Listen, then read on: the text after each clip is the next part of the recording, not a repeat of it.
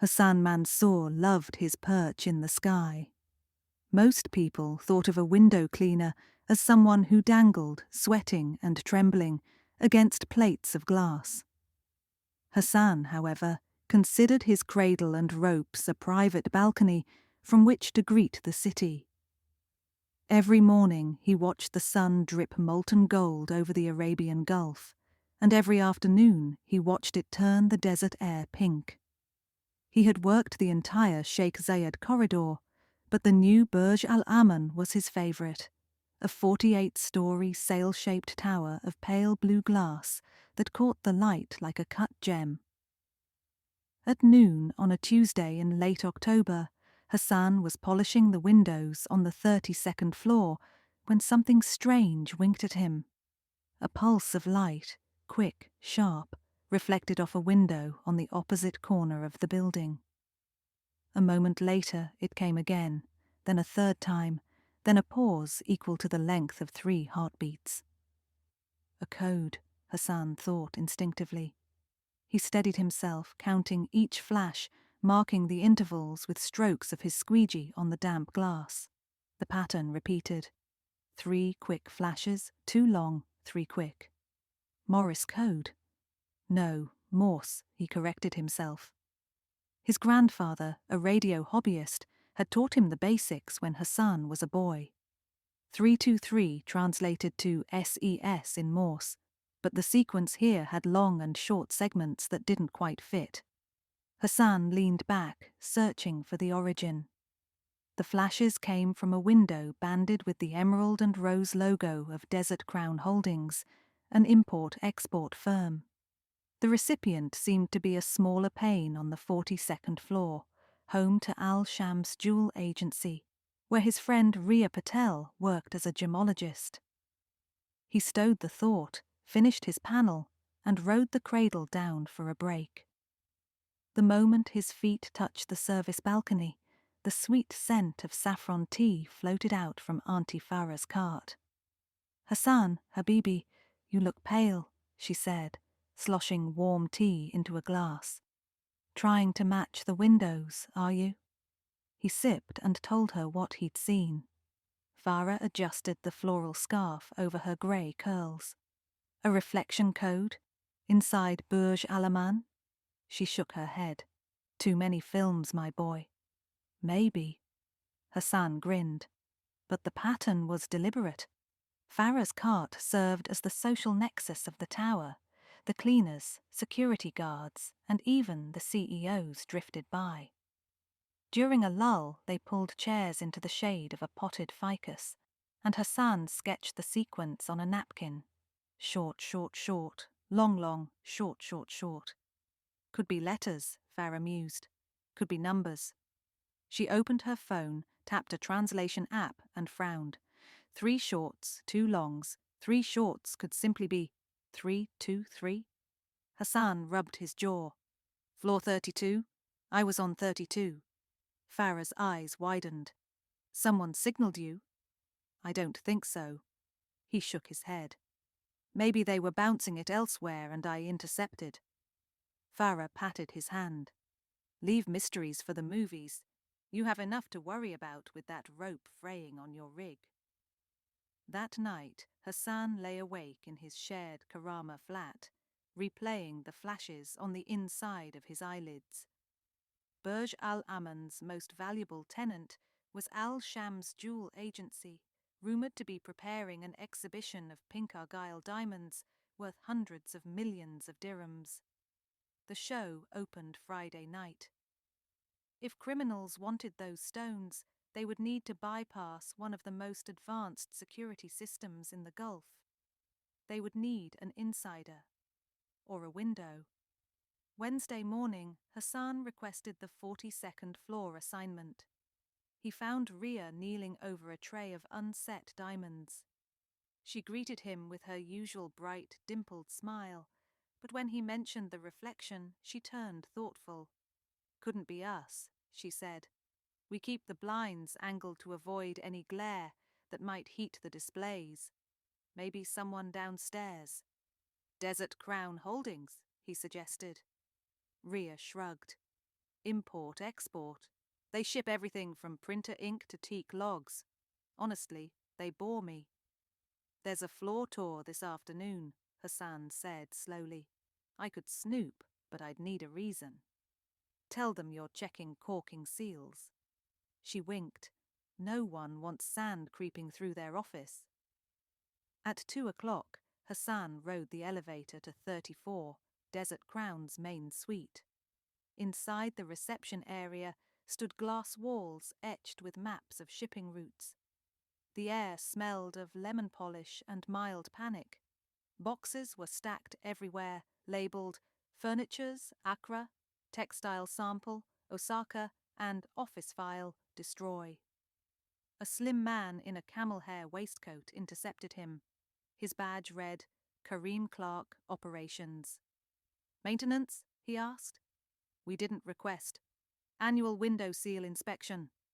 Hassan flashed his Burj Al Aman contractor ID. Takes 5 minutes.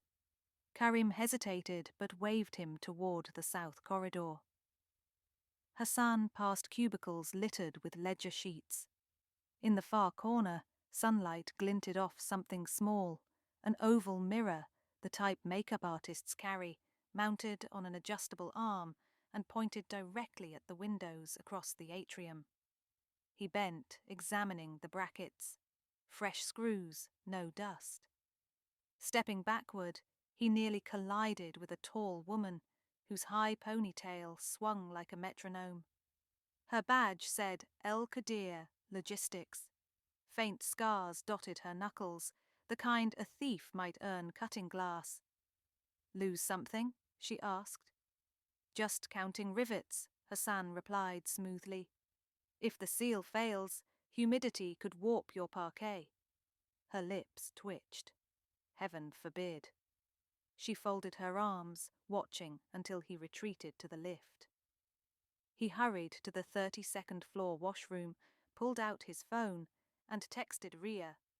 You have a mirror on 34 signaling you. Something's up. 3 dots pulsed, then her reply, Meet Cafe 30F 16U. At the cafe, Ria arrived clutching a penlight-sized UV torch. I found this on our fire stairs, she whispered. Ultraviolet pointer. Same wavelength jewel appraisers use to grade fluorescence. Aim it at a window and you get an invisible beam, unless you're looking from the outside where it scatters off dust. Like a flashlight invisible to most cameras. A clandestine flashlight, Hassan exhaled. They're coordinating floors. Ria nodded. And Friday is our gala. Farah, wiping tables, overheard the last line and plunked down a plate of pistachio baklava. If you two plan danger, at least eat. Hassan outlined the mirrored device. Farah listened, pastry knife poised. We need proof, she said finally. Something the building manager can't dismiss as gossip. Then we watch again tomorrow, Hassan decided. Sunset, same angle. He looked at Ria. You free to join a window round? I'm terrified of heights, she confessed, but the diamonds terrify me more. Thursday afternoon, the sun tilted west, scraping gold against the tower. Hassan's cradle, tethered on the rooftop davit, dipped past the 44th floor, where Ria crouched beside him, clutching the safety rails. You're safe, he soothed. Focus on the glass, not the ground. They drifted to the south face. Hassan pulled a pair of polarized goggles from his tool bag, surplus from another cleaner who'd left for Qatar, and handed them to Ria. Polarization, he'd learned, helped isolate the light scatter of UV beams. At 5:18 p.m., a pinprick of violet shimmered across a pane 2 meters right. Another flick, 3 quick, 2 long, 3 quick. The earlier pattern. Ria sucked in air. Hassan angled the cradle. The source was the small mirror on 34, the receiver a darkened office on 42, her own floor but a different suite, once leased to an auditing firm now vacant for refurbishment. They filmed the exchange on Hassan's phone, zoomed until digits blinked on the mirror's stem. a tiny LCD stopwatch counting down. 26, 26:02. A timer, Ria breathed, synchronizing. And 10 p.m. Friday is 26 hours from now. Hassan swallowed. They're planning the heist during the gala. They ascended to the roof where Farah waited. She had bribed the security guard on duty, a shy Sri Lankan named Naveen, with samosas, earning them access to monitor feeds. In the cramped surveillance room, they replayed Hassan's footage beside the building's own exterior camera at the same timestamp. On the security camera, the window looked normal, no signal. The UV light was truly invisible to in-house optics. They'll break in from the vacant office, Naveen concluded. Ventilation shaft connects to 42, straight to the showroom. Hassan traced the blueprint pinned on a corkboard. Duct C4, vertical drop to the jewel vault's ceiling cavity. The thieves could bypass ground-level lasers, rappel down the shaft, and exit with stones before anyone noticed. If we tell management, Ria argued, they'll cancel the gala, and if it's a false alarm, my boss will blame me. Farah folded her arms. If we don't tell them and the diamonds vanish, they'll blame you more. Naveen cleared his throat. I propose we catch them red-handed, quietly. The plan was simple in outline, shaky in detail. Hassan and Naveen would hide in the vacant suite Friday night. Ria, on gala duty, would keep them updated via discreet earpiece. Farah insisted on joining command in the camera room. Someone sensible must steer you fools. Friday, the lobby glittered with guests in gowns and cufflinks. Strings of crystal lights dripped from the atrium like stalactites. Ria, in a sapphire sari that echoed Al Sham's branding, shepherded VIPs toward champagne fountains, all while murmuring into her concealed mic. Gala in full swing, she reported at 2011. Diamonds rotating in display drums, CEO smiles, so far everything legal. On the 42nd floor, Hassan crouched behind boxes of unused carpet tile. Naveen balanced a borrowed tablet running a heat signature app tied into HVAC sensors. Nothing yet, Naveen whispered. He wore silent tread sneakers and had taped over every metallic part of his uniform to avoid accidental clinks. At 21:37 the tablet chimed. A temperature spike, 10 degrees warmer, in duct C4.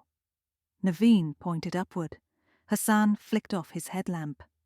Through the grate faint vibration drummed, someone unscrewing sheet metal. Hassan's pulse quickened. He counted breaths. A rectangle of ceiling panel eased aside. A rope ladder uncoiled, brushed the carpet. 2 figures dropped silently.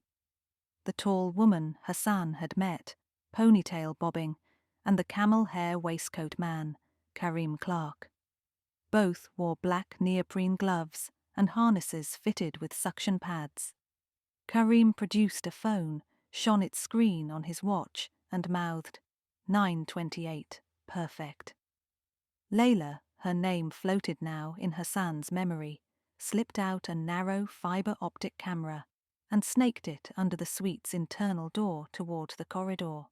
She gestured, clear. Karim opened an equipment case. Inside nestled glass cutters, an EMP jammer shaped like a thermos, and a velvet-lined box intended for loot. Hassan's stomach clenched. He tapped his earpiece twice, the agreed signal. In the camera room, Farah slapped the desk mic. Security Team Alpha, possible unauthorized contractors on 42, she announced in a steady drone, using emergency phrasing so legitimate guards wouldn't panic guests downstairs.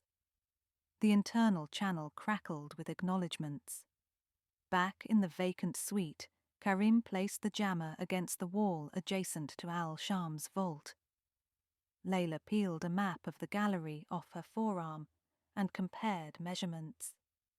Then she extracted a small suction cup topped with a laser array. Hassan felt impatience coil inside him.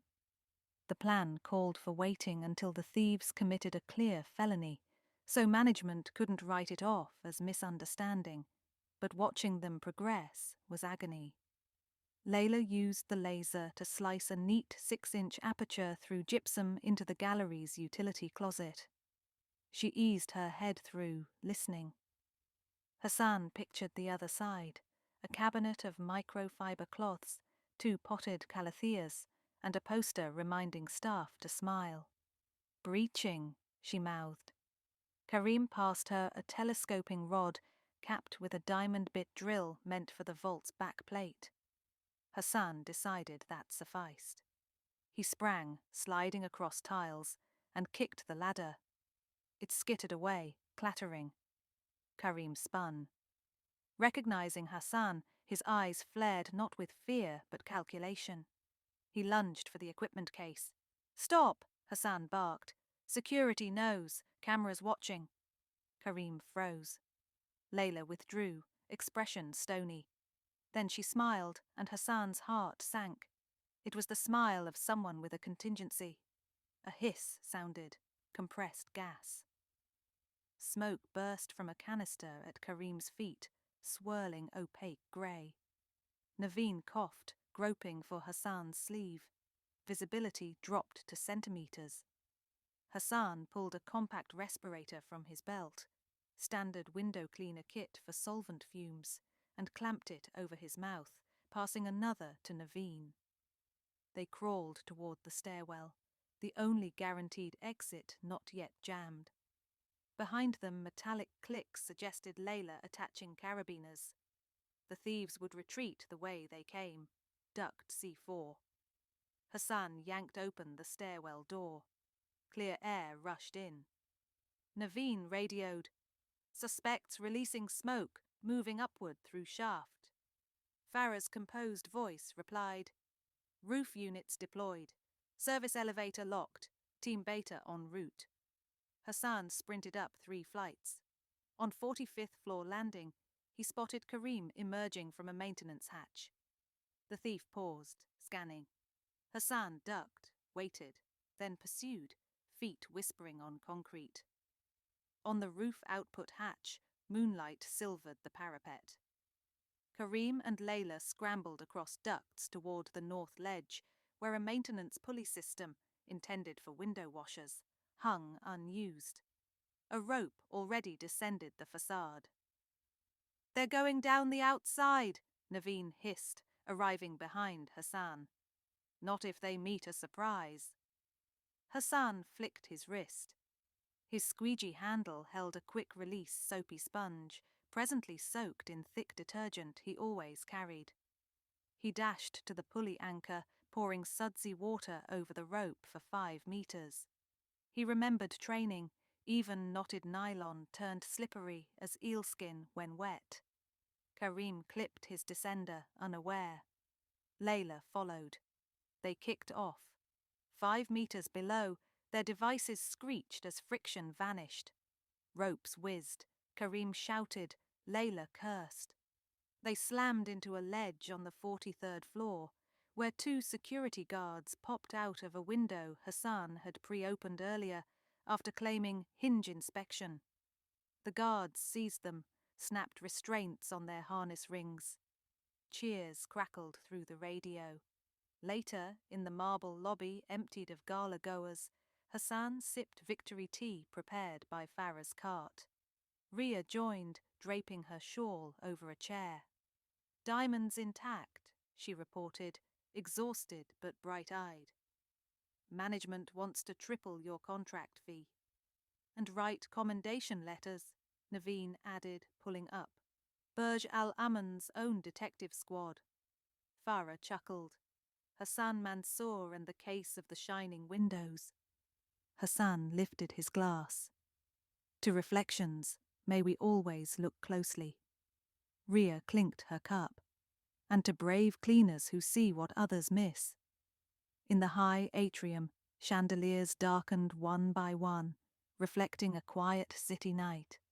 Somewhere beyond, the sea whispered against breakwaters, and in the skyscraper's gleaming skin, Hassan saw only honest lights. No secret codes, no flashing lies, just the ordinary brilliance of Dubai, which for now slept in peace.